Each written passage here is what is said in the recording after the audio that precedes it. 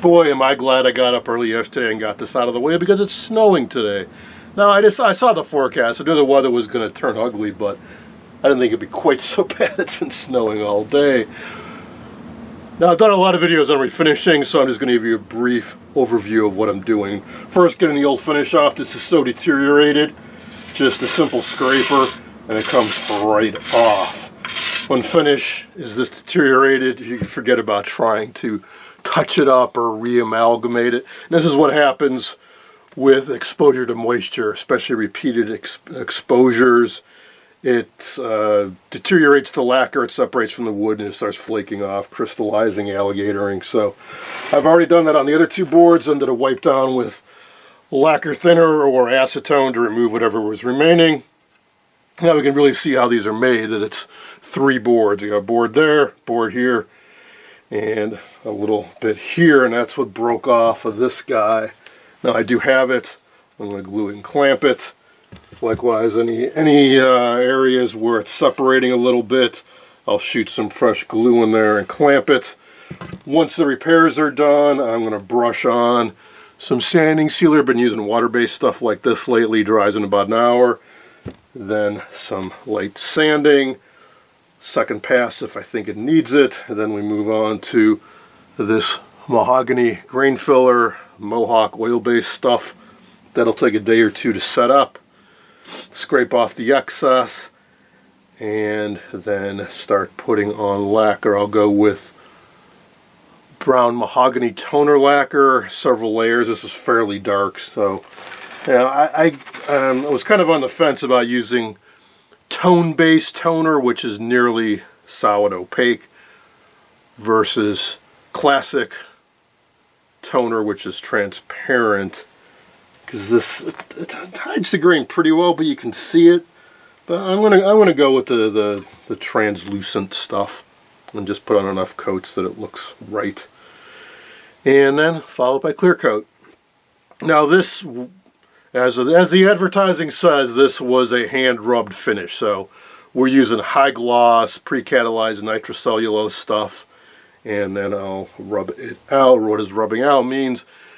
It means take a real fine abrasive and you buff it, essentially, kind of like polishing a car. It gets rid of any surface imperfections and makes it a really shiny, nice looking surface. It's also labor intensive, which is why you generally only see it on high-end cabinets such as this. So that is the plan. My little tricky thing I got to watch out for is this. These are little spring-loaded nubs that hold the doors closed when you close them. I can't get those out. See how this is made now. So actually, how did they do that? I think they just pounded them in. Maybe I could pry them out. I thought they were screwed in from the other side.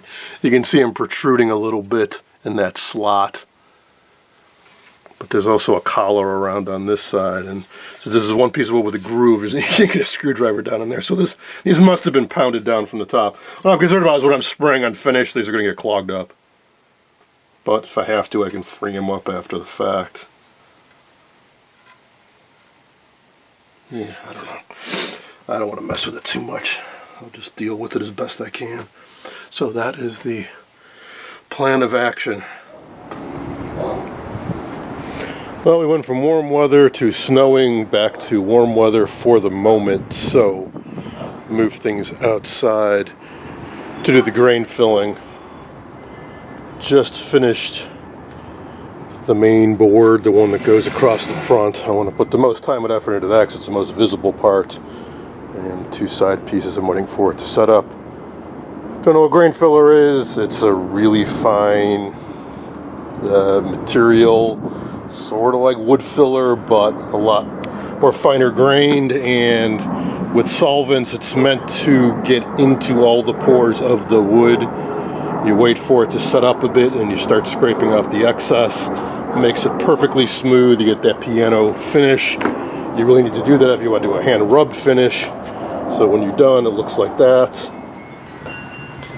Let the grain filler sit up for 2 days, then I sprayed it with shellac. Now I'm getting ready to scrape it, or at least I thought I was. The weather's looking a little gray, so I think it's going to rain soon, but I'll try to do a little bit of it. Grain filler is not the most fun thing to do, and I've evolved this technique over various projects. Doing some shellac over the grain filler adds a little more body to it, and then by scraping it, you get off some of the excess grain filler. Try to wipe off as much as I can, but that's a tough balancing act. See, as the grain filler is drying, if you wipe it too aggressively, you wipe too much out, and then you didn't fill in all the pores. And if you leave too much on, it looks really muddy. So I tend to err on the side of putting on too much, knowing that I'm going to have to physically remove it after it sets up, which is not fun, but like I said, this is currently the way I do it. I'll scrape the flat surfaces, obviously where it's curved here I can't. I'll take some sandpaper and curl it up and get down into the molding. Tedious, but in the end you get the nice payoff of a flawless finish. And there's a taste of what it looks like after scraping. So yeah, it gets quite a bit lighter. I'm removing most of what I just put on, but the remaining surface is perfectly smooth.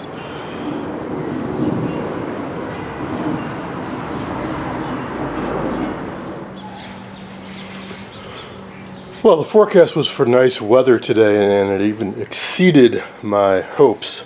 So I prepped the boards last night, the toner lacquer, and I just sprayed on a bunch.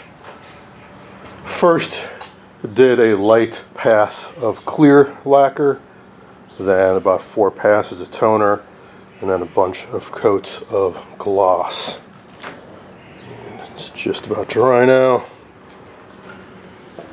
And I've been comparing it to the original cabinet for color match. I think that is pretty darn close.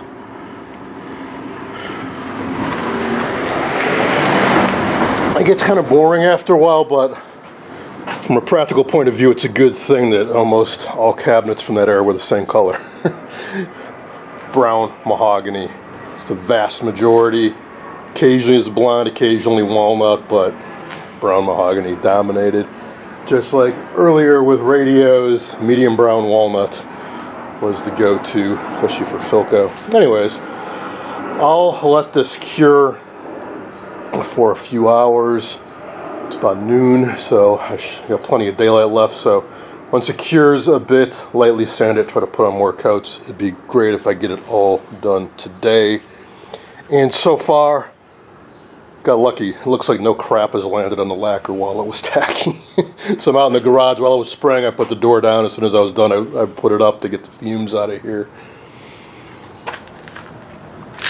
What occasionally happens, and I got a little bit going on here, is the solvents and the lacquer seem to react with the solvents, or whatever residual chemicals are left from the grain filler. Sometimes you get a little bit of fuzz, and I got some of that here. You barely feel it, but if you get crouched down and look, it's noticeable. It's a little bumpy there. So anyways, that'll get taken care of in the second pass. Otherwise, we're done. And I was worried about these little spring-loaded bumpers for the doors getting clogged up by lacquer, but nah, it wasn't a problem. When I sprayed it, I went at kind of an angle like this, and yeah. So yeah, this all went much better than I had hoped. Of course, the challenge will be when I get to the museum to glue and clamp this up. So I'll be getting there early Thursday afternoon, as are some of my friends. So they'll help me unload this. I'll bring glue and clamps and stuff, and we should be able to get all this set up on Thursday, so we'll be ready Friday to put it together. All right, so the rest of the cabinet. This great weather, unfortunately, is not going to last, but I'll do what I can this weekend. So it's Friday right now. In particular, I want to do something with the top. I haven't quite seen anything like that before. What I'm thinking happened is some moisture got trapped between the glass on top and the lacquer. So it's not finish loss, it's not really alligatored, but it's weird yellow kind of underneath the finish. I'm not so sure I can do anything about that, short of stripping it and refinishing it, which I don't want to do. So what I plan to do on the top is what I usually do, which is to lightly sand it, wipe down with stain, put clear coat over it. And likewise on the sides and on the other areas that seem to need it. A little bit worse, well, I was gonna say it's worse along the front, but that's where the bottom attaches, so this will get covered up. But we do have some loss there too. I'll do the same thing. I just did on those, which is the spray with brown mahogany toner and clear coat. Be cool if this grill cloth comes out from behind. I'm not sure if it does. If it does, if I can get all the key stuff out of the way, I might just clear coat the entire cabinet. Make it a little bit fresher looking. For sure, clean this up. The decals are all in fine condition, excellent condition. Again, the advantage of having a set with doors is while the doors are closed, it's very well protected underneath. But, you know, little Gojo hand cleaner, get some of that filth off of there, clear coat over it.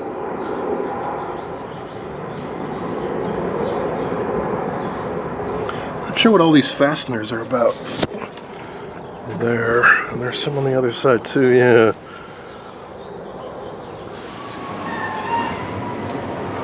Well, the clamping and gluing worked even better than I had hoped. I tightened up real nice. A little bit of waviness back here, but to do that I would need to slit the veneer and clamp it in a rather awkward position. Again, as record storage area, I'm not that concerned about it. I will try to do something with that. But right now I'm focusing on this side. So now that the clamping is done, I can get a towel on it a bit. Use the razor blade to scrape off some paint that had splattered on it, and I lightly sanded it. I know it looks horrible now. Part of that is just sanding dust, but that will all look so much better in a few moments. So what I want to do next is wipe it down with some mahogany stain and then clear coat it. Also sanded this a bit. I'm going to mask off the rest of the cabinet and hit this with some tone finish toner, the opaque kind of stuff. This, I was wondering about those little metal things. Those are plugs. I forgot just how many adjustments there are on the front of this. So those 8 plugs correspond to 8 fine adjustments you make, I guess, by pulling the plug off and passing a screwdriver through those holes. So got those out of the way. I'm going to clean up this whole area, well, after I get that out, with some hand cleaner. Not having any luck finding Gojo around here, but I got this fast orange stuff, which will hopefully work just as well. Then this will get clear coated to protect things. I never noticed it says Garod up there before. It's funny, as soon as I got this set, I had to go in the garage. It was in late November, as best I remember. So it's just been sitting out here covered up all this time. Which gets us back to this.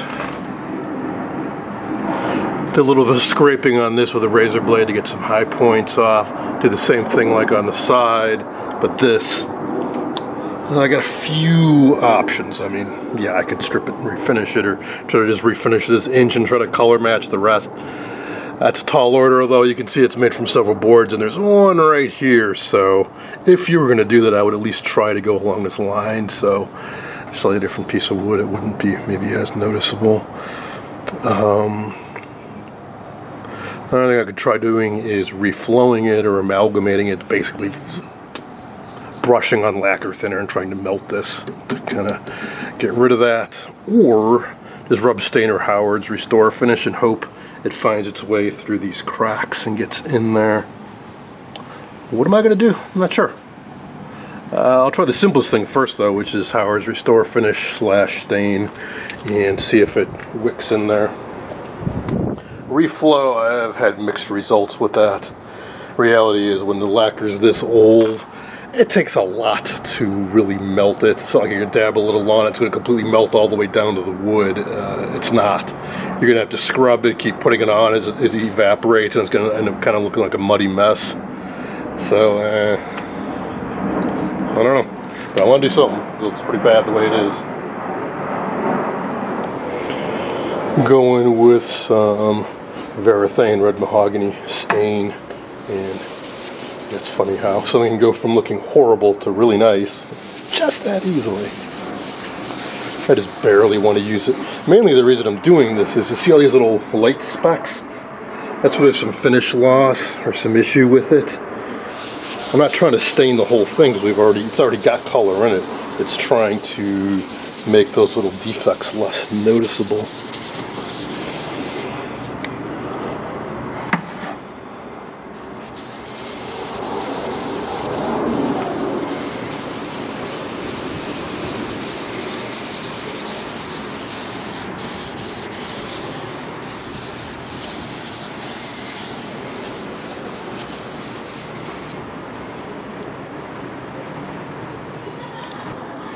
Alright, that's that side done.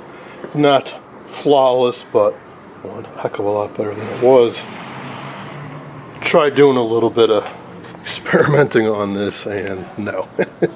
Absolutely no luck. So I'll save that till last when I get this thing right side up and I can focus just on the top. Alright, that's going to be it for now because one, well, the sun went down, and two, forecasting rain tomorrow, drastic temperature drop, and then possibly snow the following day. So that's how it goes. I just hope I get a few more nice days in the next couple weeks so I can finish this off.